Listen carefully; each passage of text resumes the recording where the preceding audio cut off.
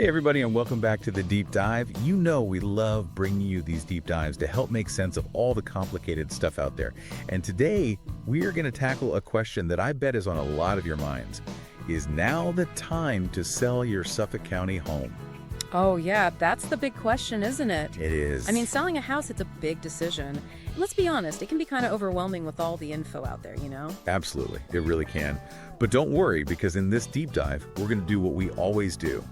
Break it all down, get rid of the confusing jargon, and give you all the insights you need to make a smart choice for you. Exactly. By the end of this, you'll have a much clearer picture of what's happening with real estate in Suffolk County and what it means for you.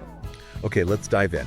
We've got some data on single-family homes in Suffolk County, and let me tell you, it's been a wild few years.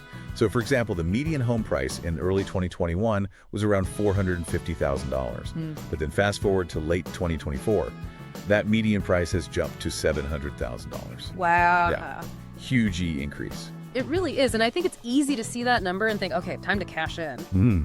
But we got to understand what median actually means here. It's just the midpoint of all the home sales. So half the homes sold for more and half sold for less. It's helpful, but it's not the whole story. Okay, so just because the median is $700,000 doesn't mean my house is automatically worth that. Right. There's got to be other things in play too, right? Like location, size, condition. All those upgrades you've been doing. Exactly. So another important thing is this month's supply of homes for sale. This basically tells us how long it would take to sell all the current homes on the market at the current pace of sales. So you can almost think of it like a thermometer for the market. High number means things are cooling down. Low number means it's hot, hot, hot. Okay, so where's Suffolk County on that thermometer? Are we sweltering or are things a little more chill? Well, in Suffolk County, this month supply thing has been increasing, so maybe a little bit of a shift towards more balanced market. But important to say that it's still nowhere close to a buyer's market. Wait, so even though there are more homes for sale now compared to a few years ago, it's still a seller's market. It is. I don't get how that works. It's because houses are still selling so fast. The days on market, that's the time it takes for a home to actually sell, is only around 50 days. And on top of that, a lot of homes are going for more than the asking price. Like the median percent of last list price is over 104%. Whoa. Okay, so even though there are more houses for sale, there's still a ton of competition. Definitely. So I guess people aren't too scared off by those median prices. Leans that way. Okay, but let's zoom in a little. I'm sure a lot of homeowners are listening like, how much is my house worth? Yeah. What's the best way to figure that out in this market? So one of the best ways is to look at this median price per square foot. This tells us the average selling price for each square foot of living space. I bet this has also gone up a lot. Oh yeah. In early 2021, it was around $260 per square foot. But by late 2024, it's all the way up to $400 per square foot. Whoa. Yeah, that's big. So if you're listening and you're curious what your home is worth, grab a calculator. Multiply your home's square footage by $400 per square foot, and that'll give you a ballpark idea. Right. It's a starting point. Obviously, other factors matter too, but it's a good place to start those conversations. Totally. Okay, so we've talked about median prices, months of supply, price per square foot. But what about the big picture? How healthy is the market overall? Like, how do we measure how much buying and selling is actually going on in Suffolk County? Yeah, good question. So we can use this thing called dollar volume of closed sales. It basically tells us the total value of all the homes that have sold within a certain time period. And in Suffolk County, we've seen a pretty big increase in this dollar volume over the last few years. So that suggests things are still strong with plenty of buyer demand. Okay, so even with some signs that things might be slowing down a little, people are still buying and selling a ton of homes. It's still very active. That's got to be good news for anyone who is thinking about selling. It's a good sign for sure. Okay, I think we've got a good foundation now with all this market data. But now let's bring it back to you, the listeners. You're hearing all this about rising prices, fast-paced market, and I'm sure you're thinking, what does it all mean for me? Yeah. Should I sell? That is the million-dollar question, isn't it? And it's not one we can answer for you. But we can help you think about the right questions and understand the things you need to consider when making this decision. Right, because it's not just about the numbers, it's about your personal goals, your finances, what you want for your family. Absolutely. You know, for some people, this market is perfect. Maybe they're ready to downsize, relocate, or just cash in on what they've built.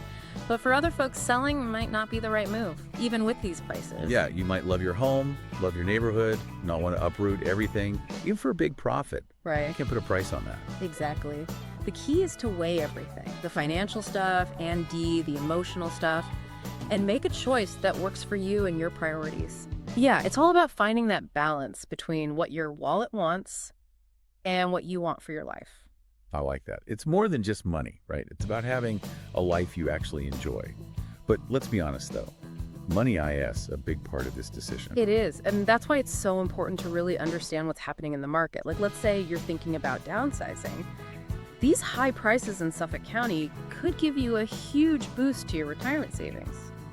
Or maybe even enough to buy a smaller place outright with cash. Wow, that'd be amazing. No more mortgage payments. Yeah. More money to do the things you love. Exactly. But on the other hand, if you're thinking about selling so you can upgrade to a bigger place in the same area, you gotta be ready for a tough market.